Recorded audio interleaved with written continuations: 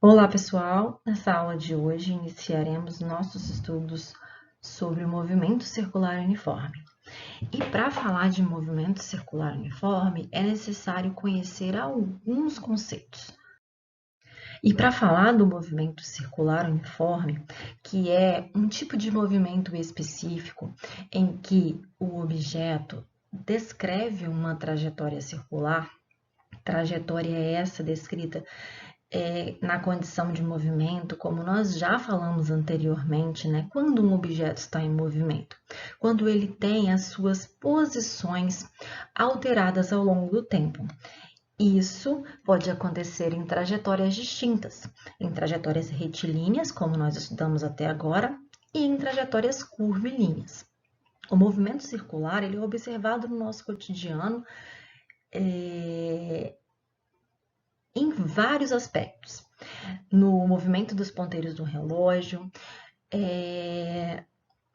nas pás de um ventilador em movimento, o movimento de rotação da Terra em torno do seu próprio eixo, o movimento de um satélite, que seja um satélite de comunicação artificial e que seja o próprio satélite natural da Terra, né, que é a Lua, que tem o seu movimento ao redor da Terra.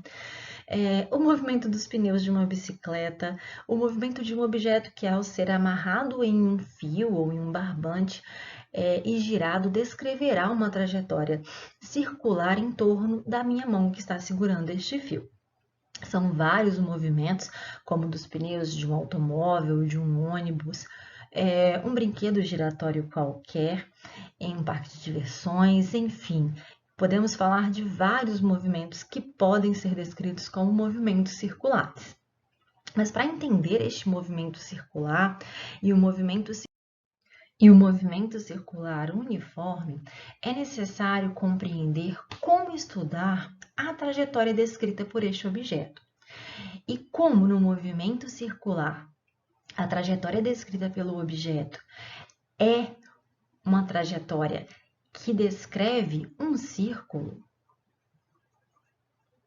nós precisamos compreender como estudar este círculo dentro dos propósitos que são estudados na matemática. Nós, na física, utilizamos as analogias da matemática como ferramenta. Então, quando eu tenho um círculo, eu tenho alguns elementos que precisam ser considerados. Lá na matemática, nós chamamos de circunferência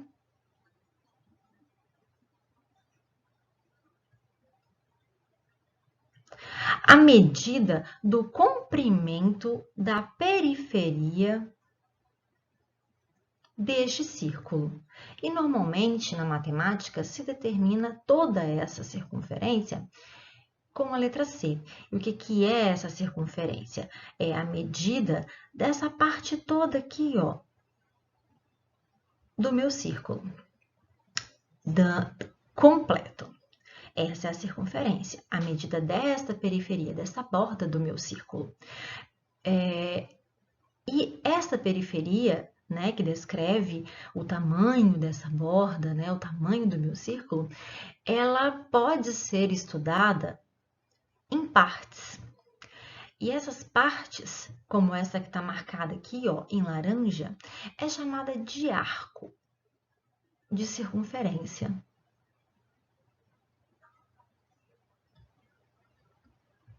Este arco de circunferência na matemática é representado pela letra S.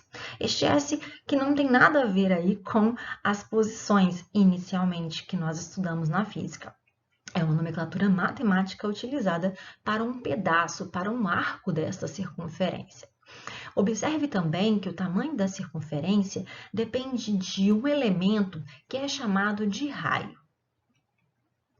Este raio, o que é? É a distância, né, do centro dessa circunferência até a sua periferia.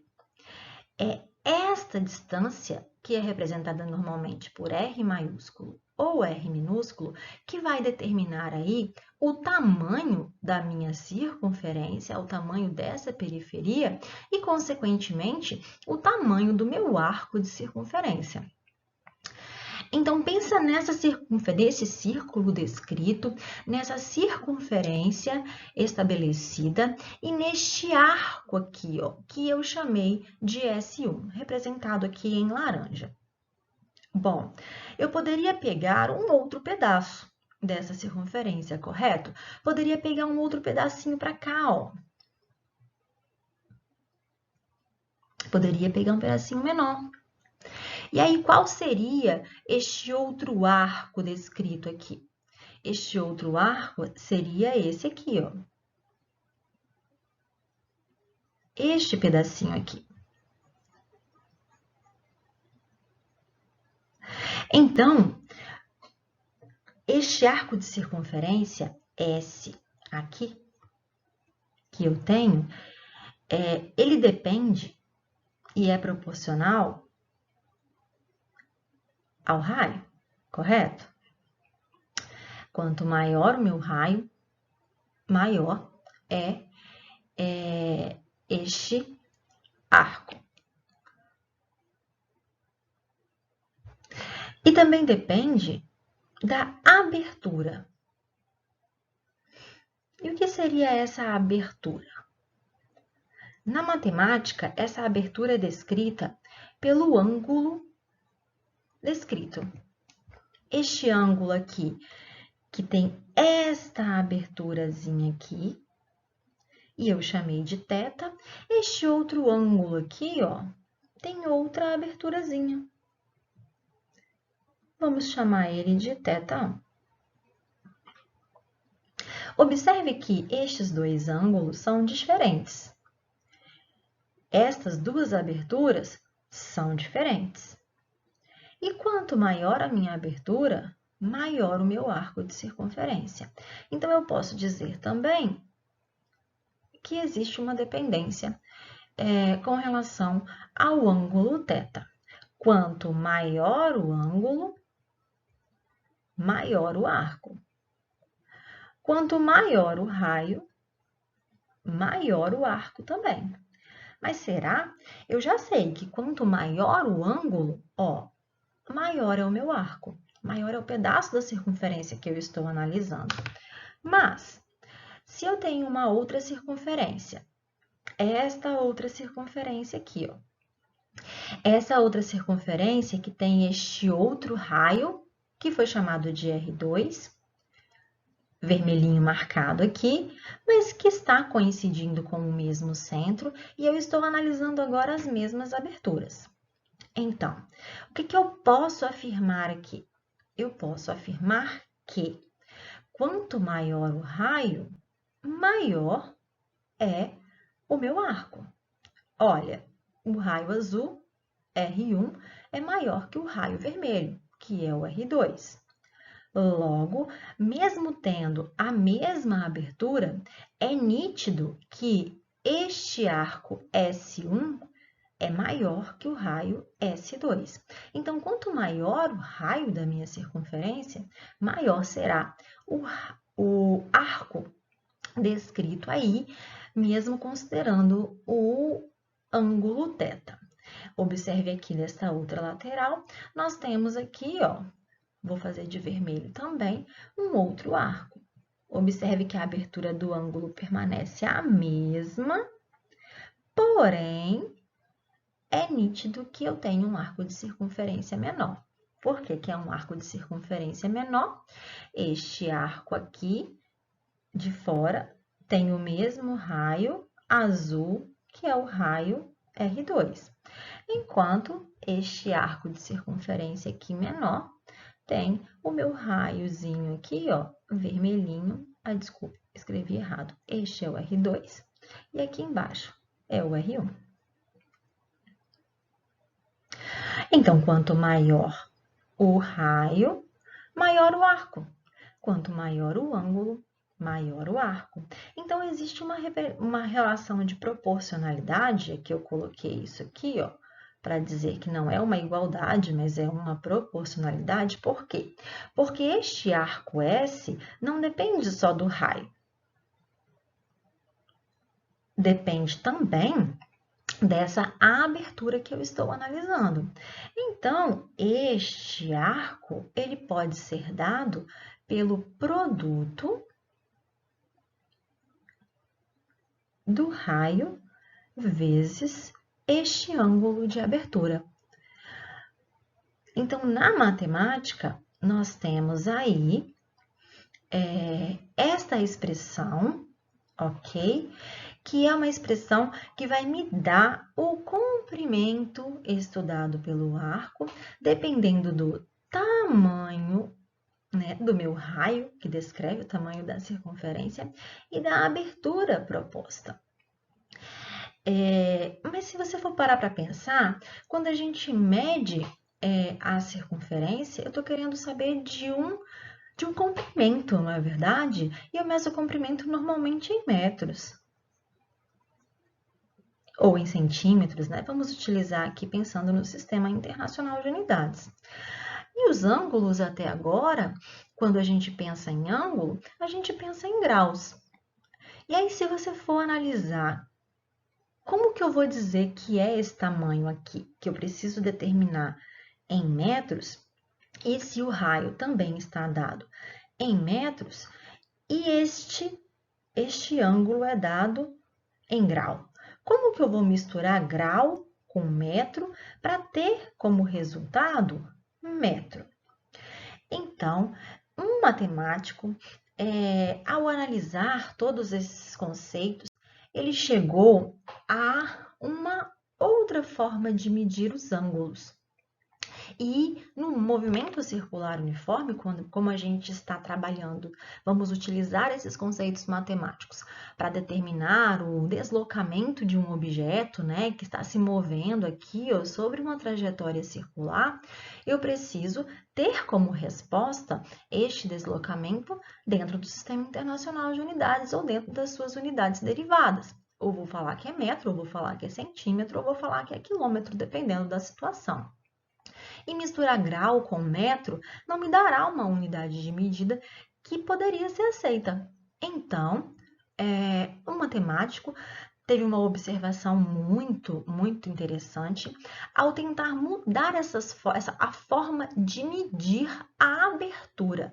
A abertura angular aqui, com relação ao centro, que me descreveria este arco de circunferência. E como que ele fez essa medição? Bom, ele parou e analisou várias situações com diferentes tamanhos de raio. E aí, o que ele fez? E ele chegou a uma unidade de medida, né? Uma forma de medir ângulos. Estes ângulos que até então a gente mede em graus, dentro, né, dessa circunferência, ele chegou a essa outra forma de medida que é chamada de radianos. Então, como que ele chegou a essa expressão? O que é um radiano? Se eu meço o radiano, eu tenho aí uma analogia deste grau com o tamanho do raio. E aí, como que ele chegou à expressão que dá para a matemática que a circunferência é igual a 2π vezes o raio. 2 vezes π vezes o raio. Como que se chegou a isso aqui lá na matemática? Bom, ele chegou a essa expressão avaliando todos os arcos. Lembrando que este arco dependia do raio e da abertura. Bom, e aí esta abertura, que normalmente era medida em graus, não poderia mais ser medida em graus. Agora precisaria ser medida de uma outra forma. E o que ele fez? Ele pegou, desenhou essa circunferência, utilizou cordas para poder estabelecer diferentes tamanhos de raios. estes raios aqui. E aí, com diferentes tamanhos de raios, ele parou para medir. Bom, eu vou utilizar como base de medição o tamanho do meu raio. Então, eu quero saber quantos tamanhos do raio cabem na periferia desse círculo. Quantos tamanhos deste raio vão caber na minha circunferência? E aí ele pegou e mediu este arco, que valia R, e foi medindo.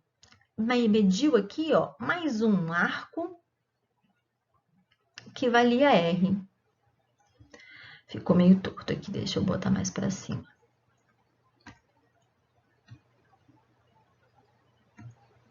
Pegou aqui e mediu mais um arco, que valia R. E aí percebeu que cabia mais um. E aí ele veio aqui e colocou mais um arco, que valia mais R. E sobrou um pedacinho. E aí ele fez com diferentes tipos de tamanhos de raio. Pegou o raio de 1 metro, pegou o raio de 50 centímetros, né? Meio metro. Um raio de 2 metros. E ele observou que este pedacinho aqui que sobrava era sempre proporcional ao tamanho do meu raio. E aí ele observou que quando ele pegou o de 1 metro, ele teve 3 raios e o pedacinho que sobrou aqui era 0,14 do tamanho do raio, 0,14 metros. Então, ele parou para observar que quando eu tenho metade da circunferência,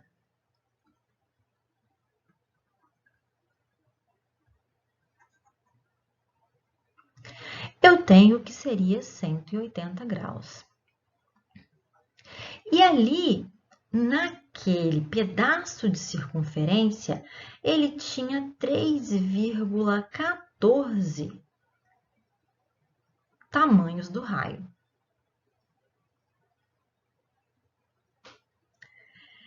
E na matemática, existe um elemento que tem um valor de aproximadamente 3,14, que é o π.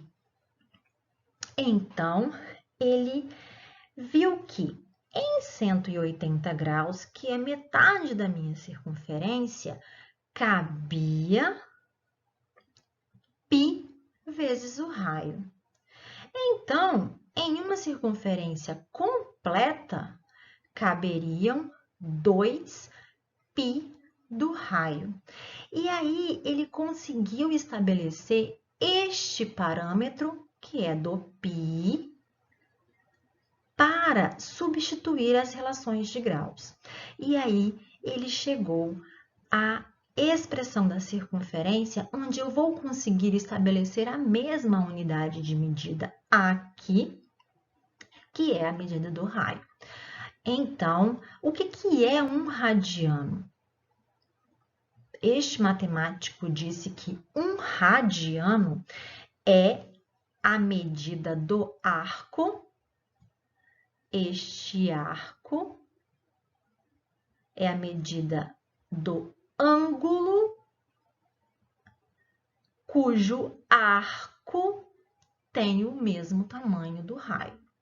Então, quando eu tenho um arco que tem o mesmo tamanho do meu raio, se eu tenho uma abertura que me permite um arco que tem o mesmo comprimento do raio, eu tenho um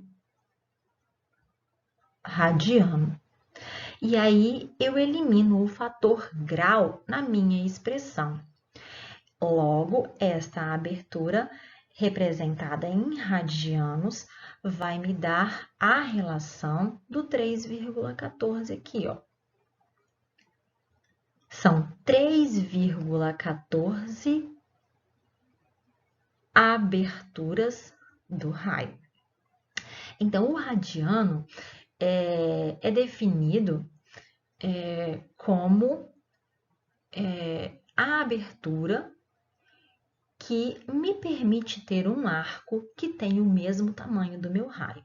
E aí, se você pega os 180 graus e divide pela quantidade que nós estabelecemos aqui, que eu já mostrei para vocês, que é o 3,14, nós chegaremos a 57,29, mais alguns números lá, aproximadamente 57,3 graus. Então, um radiano em graus vale 57,3. Dito isso, a gente vem aqui para o nosso círculo. Este círculo, que é o círculo base utilizado, né, dentro da trigonometria lá da matemática, ele vai descrever aqui, ó, com uma base central, dividido em 4 partes, né, que são chamadas de quadrantes deste círculo. E aí eu vou descrever a relação angular e aí eu vou circular utilizando este ponto vermelho aqui, ó, como meu ponto inicial. Este ponto inicial que seria 0 graus. Se eu vou deslocando nessa direção aqui, ao chegar neste ponto que é terminado este primeiro quadrante, eu chego a este ponto que seria equivalente a 90 graus. Observe que aqui eu tenho um ângulo reto formado, ó, 1/4 da minha circunferência. Cheguei a 90 graus. Bom, se eu continuo, eu vou chegar a este outro ponto aqui, ó. Este outro ponto chega no que seria a metade da minha circunferência, que é 180 graus. Bom, se 180 graus nós já sabemos que é igual a π radianos, e os radianos, como graus, né, são representados com aquela bolinha e a gente sempre utiliza isso, o radiano tem como representação o rad. Tá ok?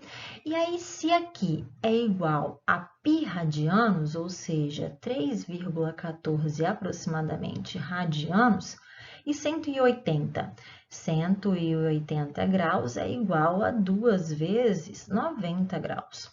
Então, neste ponto aqui, ó, qual seria a representação em radianos? π dividido por 2. Se metade da circunferência tem π radianos, 1/4 da circunferência vai ter π radianos dividido por 2. E aí, o que eu tenho a partir do 180? Se eu continuo aqui, ó, até chegar nesse ponto aqui de baixo, quem que eu tenho? Eu tenho 1, 2, 3. Eu tenho 3 partes da minha circunferência, ok? Ó, são 3 partes da minha circunferência. Então, são 3 partes que valem π sobre 2 radianos. Então, aqui, se eu pego 90 mais 90, 180, mais 90 daria 270 graus, que são 3 partes de 90 graus, que é 1/4 parte da circunferência, então seria 3 π sobre 2 radianos. Isso eu estou falando por quê? Porque nós precisaremos utilizar estas relações com π dentro das frações do arco se eu quero descrever uma trajetória circular e um objeto, por exemplo, que saiu deste ponto e chegou até este ponto aqui. Bom, mas é 90 graus. 90 graus representa quanto? Ah, ele deslocou 3/4 de circunferência. Bom, 3/4 são 3 partes da circunferência. E quanto que vale isso? Bom, vale 3π sobre 2. Então, é necessário compreender essas relações existentes entre os graus e os radianos para que nós consigamos falar sobre o deslocamento de um objeto que está se movendo em uma trajetória circular. Então, quando ele completa toda a volta na circunferência, é quando ele retorna a este ponto inicial. Logo, uma volta completa tem 360 graus. 360 graus seria 2 vezes a metade da circunferência, que será igual a 2π radianos.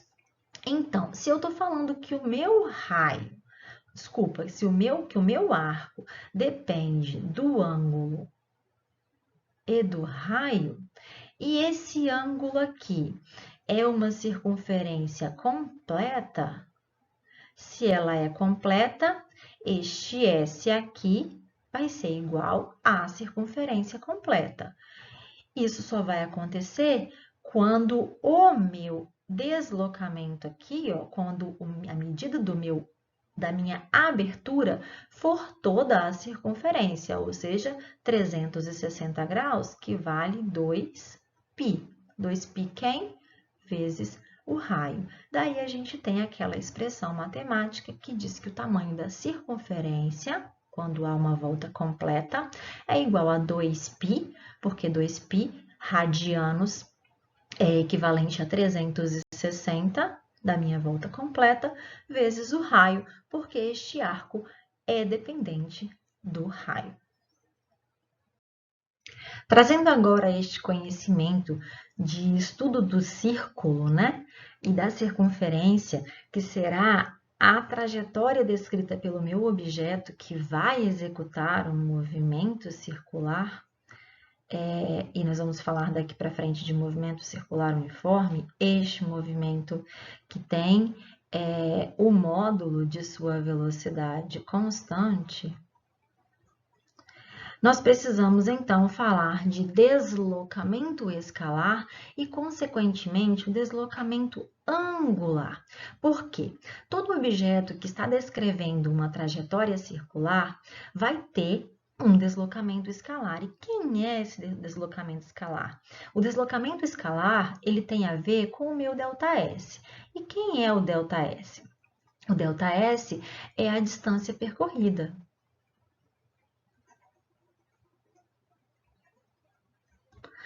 Não é isso? Então, quando eu estou falando de um objeto que está executando um movimento circular, vamos pensar, por exemplo, e aqui trazendo este exemplo aqui, que nós já utilizamos anteriormente, que o meu objeto está nessa posição aqui. Nesta posição. Essa aqui seria a minha posição inicial, S0. E aí, este objeto vai descrever uma trajetória circular, nessa direção e sentido. E ela vai se deslocar sobre essa trajetória, percorrendo todos estes pontos, até chegar nessa posição aqui, que eu vou chamar de posição S.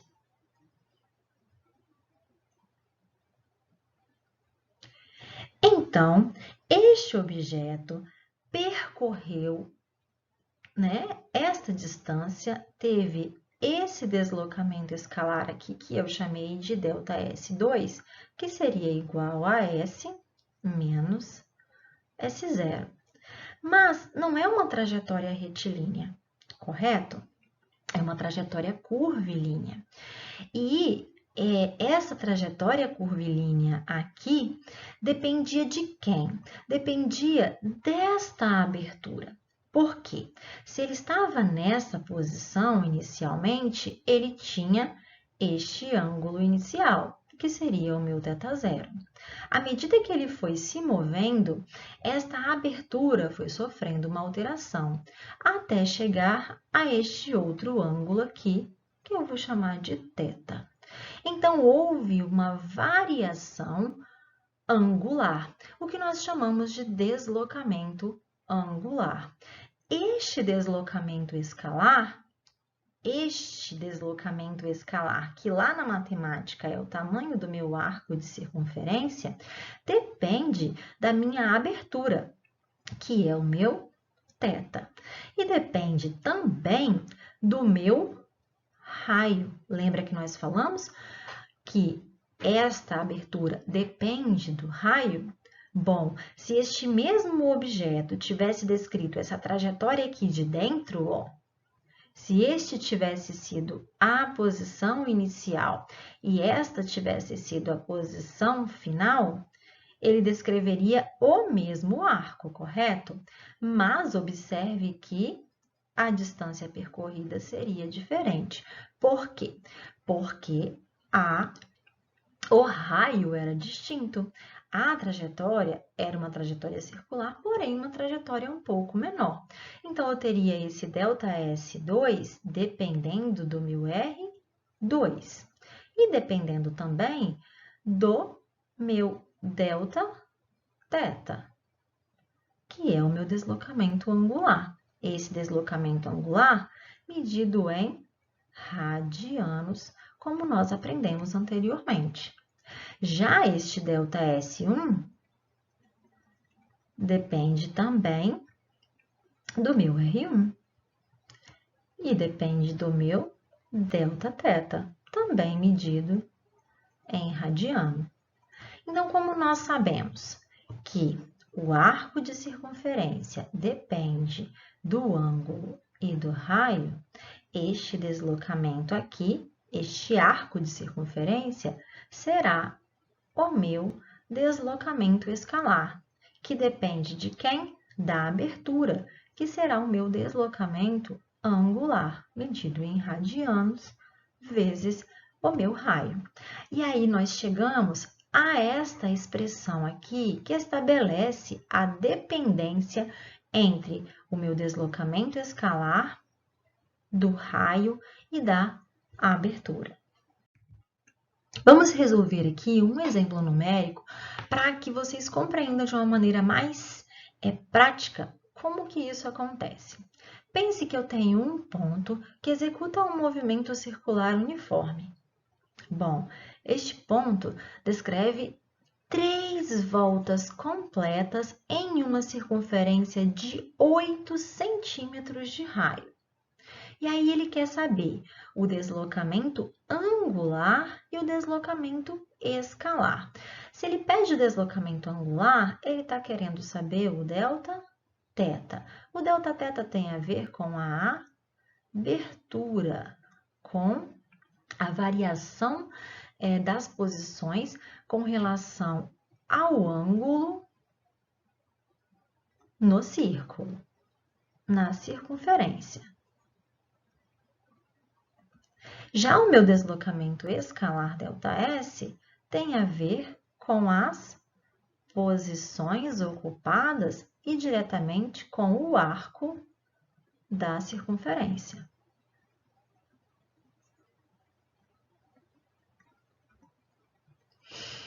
Dessa forma, para resolver a letra A, eu preciso considerar o quê? Eu preciso considerar que para achar o meu Δθ, eu preciso saber quanto houve de deslocamento. Quanto houve de movimento. Bom, ele deu 3 voltas completas.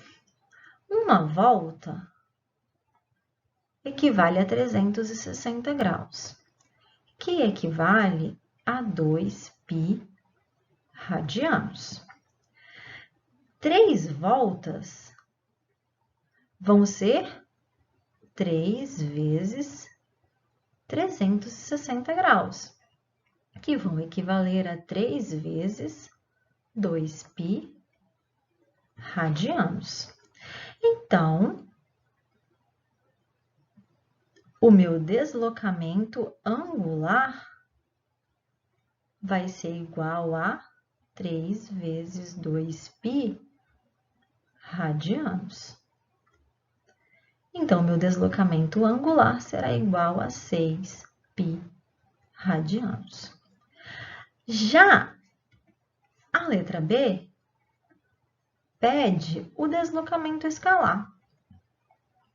Bom, o deslocamento escalar tem a ver com o arco. que depende do ângulo e do raio. Bom, o problema me disse que o raio da circunferência tem 8 centímetros e que o meu deslocamento angular foi de, encontramos na letra A, 6π radianos. Logo, o meu ΔS depende do meu Δθ vezes o raio. O meu deslocamento escalar vai ser igual a 6π radianos vezes 8 centímetros.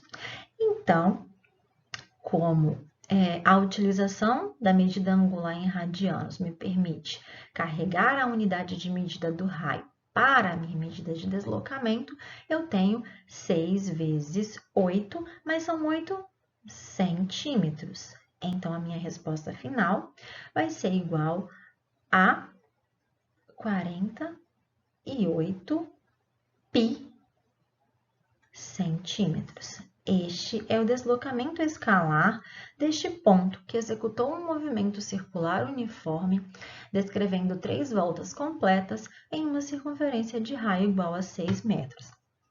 Ah, professora, se eu quisesse dar a resposta eliminando o π, o problema é ele não te deu o valor de π. Ah, mas se eu quisesse utilizar que π vale 3,14. Poderia substituir aqui, multiplicar e dar o valor completo? Poderia. E se ele pedisse para eu colocar no SI, como que eu faço a transformação? Bom, eu faço a transformação da maneira simples. 48 π centímetros vai ser igual a 48 dividido por 100 π metros. Então, seria igual a 0,48 π metros, se eu tivesse que dar a resposta no sistema internacional.